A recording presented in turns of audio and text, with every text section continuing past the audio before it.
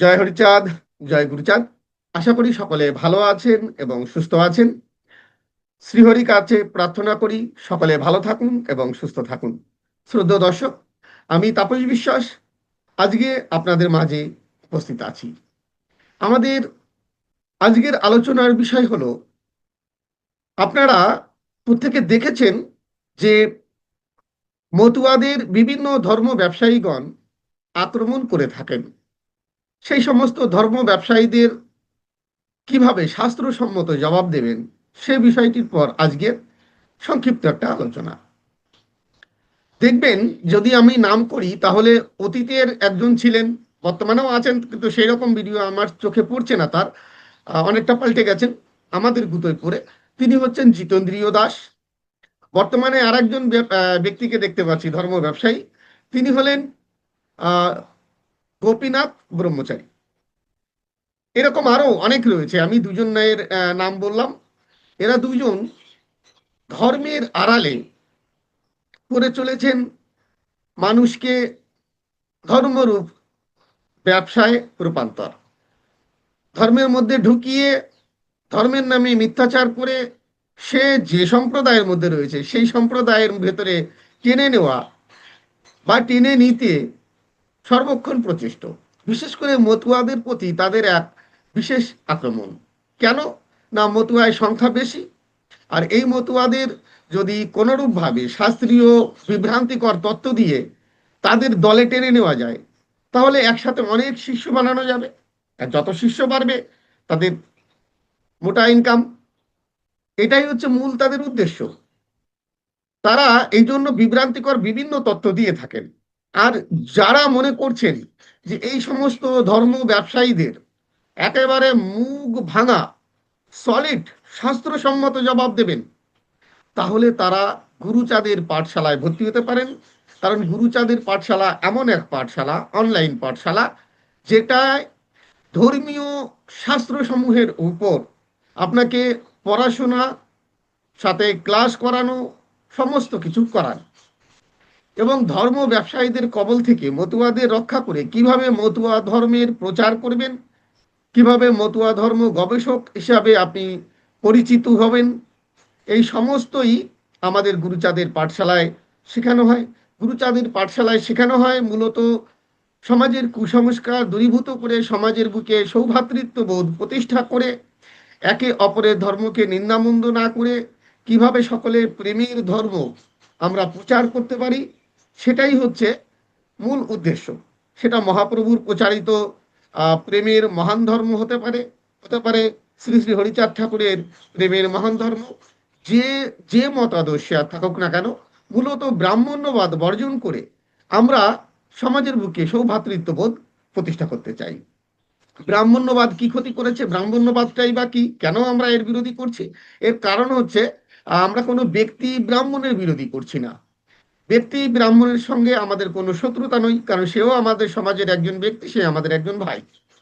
তাহলে ব্রাহ্মণ্যবাদ কি? ব্রাহ্মণ্যবাদ হলো যে বাদের দ্বারায়, অর্থাৎ যে প্রথার দ্বারায় সমাজে জাতপাত সৃষ্টি করা হয়েছে। জাতপাত সৃষ্টির নামে কোনো একজন ব্যক্তির গলায় সুতো ঝুলিয়ে সে বড় হয়ে গেছে, আর যাদের গলায় সুতো নেই, অর্থাৎ পইতে নেই, সে একেবারে ছোট। এই যে বিভেদটা, তাকে ছোঁয়া যাবে না, খাওয়া যাবে না, ধর্মে অধিকার নেই, এই যে বৈষম্য, এইগুলো দূরীভূত করার জন্যই আমাদের এই প্রচেষ্টা। তার সাথে সমাজের সকল মানুষ যেন কোনো ধর্ম ব্যবসায়ীদের কবলে না পড়ে। ধর্ম ব্যবসায়ী কাদের বলা হয়? যারা ধর্মকে সামনে রেখে পাথেয় করে অ্যাকচুয়ালি সমাজের বুকে মিথ্যাচার করে চলে।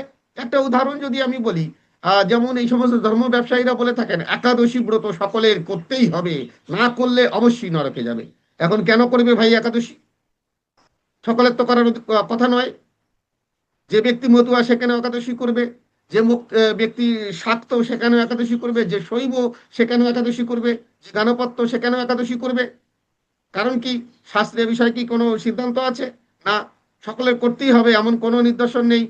অনেকে বলেন আমরা গীতা মানি, গীতা ছাড়া অন্য কিছু মানি না। গীতায় কোথায় লেখা রয়েছে ভাই যে একাদশী করতে হবে? গীতায় কোথায় লেখা আছে কিভাবে বিবাহ করতে হবে? গীতায় কোথায় লেখা রয়েছে কিভাবে আমরা শ্রাদ্ধ করব? তাহলে শুধু গীতার কথা মানলে হবে না। আর গীতা কোনো স্বতন্ত্র শাস্ত্র গ্রন্থ নয়। গীতা মহাভারতের ভীষ্ম পর্বের একটা অংশ, এটা আমরা প্রত্যেকে জানি। তাই এই যে ধর্ম ব্যবসায়ীরা গীতার নামে অথবা শাস্ত্র গ্রন্থের নামে মিথ্যাচার করে মানুষকে মিথ্যা ধর্মীয় টোপ দিয়ে মানুষের বৈষম্য, মানুষের সৌভ্রাতৃত্ব নষ্ট করে বিভেদ সৃষ্টি করছে, তাদেরকে জবাব দেওয়ার জন্য গুরুচাঁদের পাঠশালায় ভর্তি হয়ে আপনি 2 মাসের অনলাইন ট্রেনিং এর দ্বারাই তৈরি হতে পারেন সমাজের বুকে মতুয়া আদর্শ প্রচারক এবং মতুয়া গবেষক।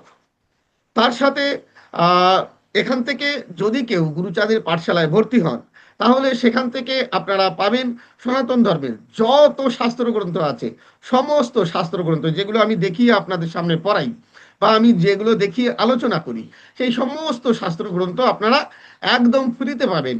সমস্ত শাস্ত্র গ্রন্থের পিডিএফ আপনাদেরকে একেবারে ফ্রিতে দিয়ে দেওয়া হবে যদি গুরুচাঁদের পাঠশালায় কেউ ভর্তি হয়। গুরুচাঁদের পাঠশালায় ভর্তি হতে গেলে সামান্য কিছু অনুদান দিতে হবে, আর দিতে হবে আপনার সরকারি কোনো একটা আইডেন্টি প্রুফ। সেটা আধার কার্ড হতে পারে, বাংলাদেশের হলে বাংলাদেশি জন্ম সার্টিফিকেট হোক, এনআর কার্ড হোক, অথবা যে দেশ থেকে এসে ভর্তি হোক না কেন, আমাদের কোনো ক্রাইটেরিয়া নেই।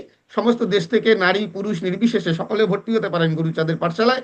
শুধুমাত্র সরকারি একটা ডকুমেন্টস লাগবে, আর হচ্ছে সেই ব্যক্তিকে উদার মানবতাবাদী হতে হবে। এই নয় যে সে কোনো একটা গুরামিতে ভর্তি, যে আমি ধর্মের কোনো একটা দিক নিয়ে বসে রয়েছে, আমি এইটা ত্যাগ করতে পারবো না, সেটা নয়। হ্যাঁ, যদি কেউ ভক্তিবাদী হয়, ভক্তিটাই সর্বশ্রেষ্ঠ, ভক্তি সর্বসার, সেটাও আমাদের কথা। ভাই, ভক্তির দ্বারাই আমরা সমস্ত কিছুকে, যুক্তি দিয়ে বুঝাতে না পারলেও ভক্তি দিয়ে আমরা সেই জায়গাগুলোকে দেখাতে পারি। তো ভক্তি যেখানে আছে সেখানে তো জাতপাত থাকতে পারে না, ভক্তি যেখানে আছে সেখানে একাদশী পালন করতেই হবে এমন কথা রাখতে পারে না। তাই ভক্তি একদম সর্বশ্রেষ্ঠ, ভক্তি শেষ কথা, এটাও আমি এবং আমরা বলে থাকি। এবং আমাদের যে গুরুচাঁদের পাঠশালা, সেখানে ভক্তির বিষয়েও স্পেশাল ট্রেনিং অবশ্যই থাকে। ধ্যান প্রাণায়াম কিভাবে করা হবে সেই বিষয়ে ট্রেনিং থাকে, আধ্যাত্মবাদের ক্লাস থাকে, থাকে ব্রাহ্মণ্যবাদ মুক্তির ক্লাস থাকে, একেবারে সমাজে কোন ব্রাহ্মণ আমরা পরিত্যাগ করব, কোনটা করব না, কেন করব না, বিস্তারিত একেবারে পুঙ্খানুপুঙ্খ সব থাকে। তো এই কোর্স আপনি ঘরে বসে অনলাইন মোবাইলের দ্বারায়, ল্যাপটপের দ্বারায়, ডেস্কটপের দ্বারায় করতে পারেন। অথবা যদি কেউ মনে করেন আমি অনলাইন ক্লাস করতে পারিনি, আজকে উপস্থিত থাকতে পারিনি, পরের দিনকে রেকর্ডিং ভিডিও দেখে ক্লাস করতে পারেন। এই ক্লাস করার পর এখানে পরীক্ষা দিতে হয় এমসিকিউ মাধ্যমে, মানে কোনটা সঠিক কোনটা ভুল, যেটা সঠিক সেটা টিক দেওয়া। এইভাবে অনলাইন পরীক্ষাও দিতে হয়। পরীক্ষা দেওয়ার পরে আপনি টোটাল 100 মার্ক থাকে, 100 মার্কের মধ্যে যত মার্ক পাবেন আপনার সার্টিফিকেটে সেটা উল্লেখ থাকবে।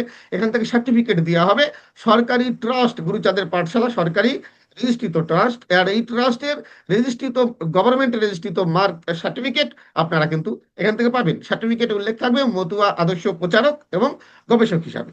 তো এই সার্টিফিকেট এবং সনাতন ধর্মের সমস্ত শাস্ত্র গ্রন্থ এবং সমাজের বুকের কুসংস্কার দূর করে সমাজে সৌভ্রাতৃত্ববোধ প্রতিষ্ঠা করতে, এই সমস্ত বিষয়ে যদি আপনার ইচ্ছা থাকে, তাহলে স্ক্রিনে যে নাম্বারটা দেওয়া হচ্ছে এই নাম্বারে আপনি হোয়াটসঅ্যাপ করতে পারেন। আপনাকে গাইড করে দেওয়া হবে কি কি আপনার করতে হবে, কি কি আপনাকে দিতে হবে। তো এইভাবে গুরুচাঁদের পাঠশালায় আপনারা কিন্তু ভর্তি হতে পারেন। তো আজকের আলোচনার বিষয়টি এটাই ছিল, গুরুচাঁদের পাঠশালায় ভর্তি হতে গেলে আমাদের কি কি লাগবে সে বিষয়টি। তো সকলে ভালো থাকবেন এবং সুস্থ থাকবেন। এই ভিডিওটা বেশি বেশি করে প্রচার করবেন, বেশি বেশি করে শেয়ার করবেন। যারা গুরুচাঁদের পাঠশালায় ভর্তি হতে চায় তাদের কাছে যেন অবিলম্বে এই ভিডিও পৌঁছে যেতে পারে, এই জন্য সকলের কাছে বেশি বেশি করে শেয়ার করার অনুরোধ করে আজকের আলোচনা এখানে শেষ করছি। সকলে ভালো থাকবেন এবং সুস্থ থাকবেন। জয় হরিচাঁদ, জয় গুরুচাঁদ।